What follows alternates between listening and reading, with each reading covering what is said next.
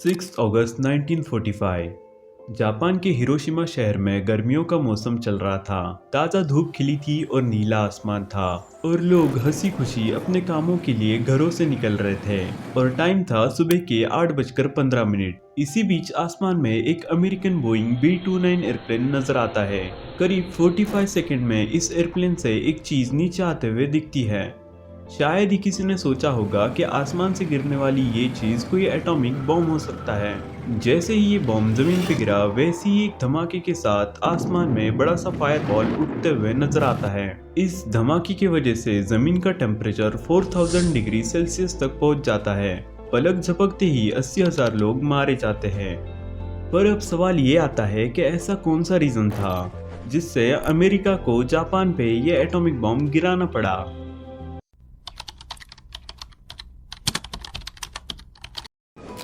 इस कहानी की शुरुआत 1941 में शुरू होती है, जब वर्ल्ड वॉर 2 शुरू हुए 3 साल बीत गए थे, जिसमें एक साइड जर्मनी और इटली थे और दूसरे साइड ब्रिटेन, नीदरलैंड और फ्रांस थे। इस वॉर में अमेरिका का कोई पार्ट नहीं था। अमेरिका पूरी तरह से न्यूट्रल था क्योंकि वर्ल्ड वॉर 1 में होने वाले नुकसान की वजह से अमेरिका खुद को इस वॉर से दूर रखना चाहता था।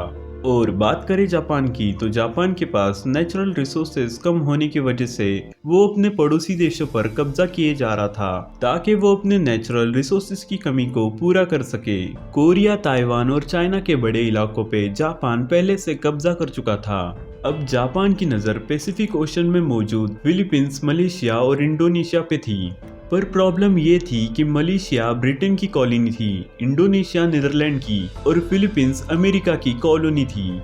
इन तीनों कंट्रीज को जापान का दूसरे देशों पर कब्जा करना बिल्कुल भी अच्छा नहीं लग रहा था क्योंकि जापान के पीछे हिटलर का हाथ था और हिटलर ब्रिटेन और अमेरिका का सबसे बड़ा दुश्मन था। जापान की यही सब हरकतें देखकर जुलाई 1941 में अमेरिका ने जापान को ऑयल देना बंद कर दिया और जापान के सामने कंडीशंस रखे कि पहले उसको चाइना में अपना कब्जा छोड़ना होगा, फिर जाके उसको ऑयल दिया जाएगा। जापान के लिए ये तय करना काफी मुश्किल हो गया था। एक तरफ अगर वो सरेंडर कर देता तो पूरी दुनिया को लगता हिटलर के सपोर्ट के बावजूद जापान ने अमेरिका के सामने अपने घुटने टेक दिए। दूसरी तरफ ऑयल था जिसके बिना जापान का दूसरे देशों पर किया गया होल्ड वैसे ही कमजोर पड़ जाता क्योंकि जापान के पास खुद के नेचुरल रिसोर्सेज कम होने की वजह से वो 80% ऑयल इंपोर्ट अमेरिका से करता था। जापान ने ये फैसला किया कि वो चाइना से अपने सैनिकों को वापस नहीं बुलाएगा। उल्टा वो अंदर ही अंदर प्लान बनाने लगा कि वो ऑयल के लिए इंडोनेशिया पर कब्जा करेगा। पर ये काम इतना आसान नहीं था क्योंकि जैसे मैंने पहले भी बताया था कि इंडोनेशिया नीदरलैंड की कॉलोनी थी और वहां तक पहुंचने के लिए जापान को सबसे पहले फिलीपींस पे कब्जा करना पड़ेगा जो कि अमेरिका की कॉलोनी थी। जापान को अच्छे से पता था अगर वो फिलीपींस पे कब्जा करने जाएगा तो उसकी जवाबी कार्रवाई पैसिफिक ओशन में मौजूद American naval base Pearl Harbor से होगी। इसलिए जापानीज मिलिट्री लीडर्स ने ये तय किया कि वो अमेरिका के पर्ल हार्बर बेस पे एक सरप्राइज अटैक करके पूरे बेस को उड़ा देंगे ताकि उसके बाद जापान आसानी से फिलीपींस पे कब्जा कर सके। जापान अब पर्ल हार्बर पे चुपके से हमला करने में लग चुका था। उसने अपने फील्ड पर 2 बैटलशिप, 39 सबमरीन, 30 डिस्ट्रॉयर और 414 बॉम्बर एयरक्राफ्ट रेडी कर लिए थे। इन एयरक्राफ्ट्स को 6 एयरक्राफ्ट कैरियर के जरिए पर्ल हार्बर के पास भेजा गया। देखा जाए तो अमेरिका के पास जापान के इस अटैक को नाकामयाब करने के लिए काफी फोर्स मौजूद थी, लेकिन इसके लिए जरूरी था अमेरिका को इस हमले की इंफॉर्मेशन पहले ही मिल जाए। बट जापान इस अटैक को हर तरह से सीक्रेट रखना चाहता था, इसलिए जापानीज कमांडर ने यह फैसला किया कि हमले से पहले किसी भी तरीके की वायरलेस कम्युनिकेशन नहीं की जाएगी। जापान से 8000 किलोमीटर ट्रैवल करके आने वाली फोर्स अब पर्ल हार्बर से बस 370 किलोमीटर दूर थी और ये वही पॉइंट था जहां से एयरक्राफ्ट को हमला करने के लिए टेक ऑफ करवाया गया। ये वर्ल्ड वॉर 2 का अमेरिका पे किया जाने वाला सबसे पहला हमला होने वाला था जिसमें अभी तक अमेरिका शामिल ही नहीं था।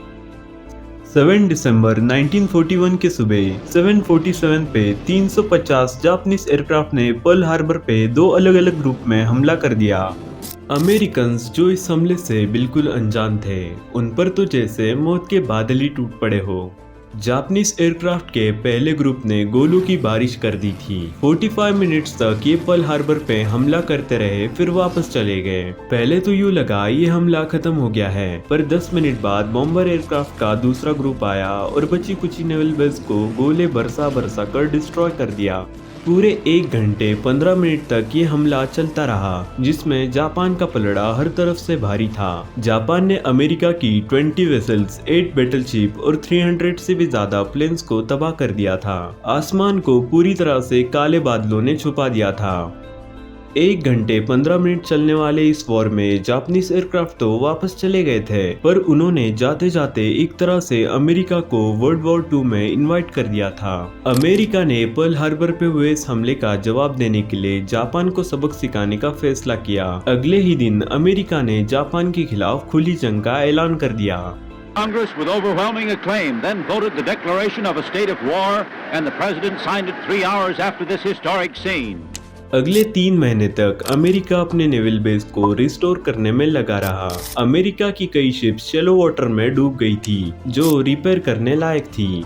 और 4 महीने बाद अप्रैल 1942 में अमेरिका ने जापान के टोक्यो पे वैसे ही हमला किया, जैसे जापान ने पर्ल हार्बर पे किया था।